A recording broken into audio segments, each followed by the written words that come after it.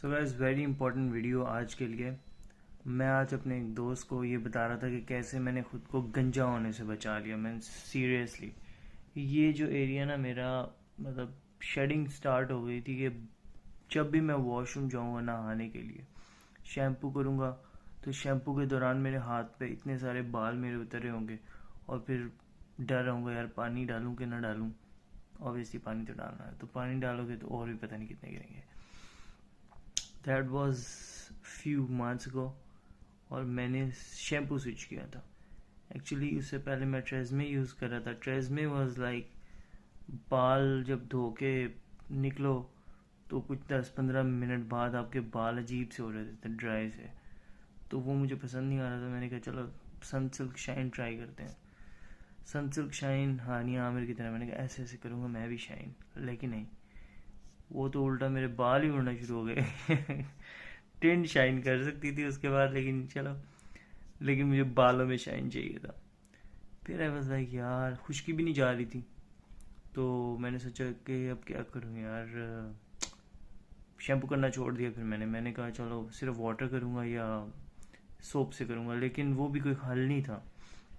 Soap ऐसे आपके बालों को ना मतलब वो मॉइस्चराइज नहीं करता, बस वैसे ही बस अजीब से होते हैं अकड़े अकड़े। तो उसके बाद मैंने अपने बच्चों का जो शैम्पू था ना वो ट्राई किया। मैंने कहा यार ये बच्चों का जो शैम्पू होगा ना ये अच्छा होगा, क्योंकि बच्चों की स्किन सेंसिटिव होती है तो इसमें ज़्यादा केमिकल्स नहीं होंगे जो हमारे बालों को ड्राई या ख़राब वगैरह करें। तो मैंने वो शैम्पू ट्राई किया and I can tell you Dove was a good option as well. वो मेरी सिस्टर का था तो मैंने डव भी एक दफ़ा ट्राई किया, लेकिन स्टिल वो उससे भी बाल गिर रहे थे। तो बच्चों का जो शैम्पू था ना, जिसकी पिक्चर मैं एंड में लगा दूंगा, जो कि मैं यूज़ करूँ, उसमें शैम्पू में विद कंडीशनर था और बिल्कुल so light on my head.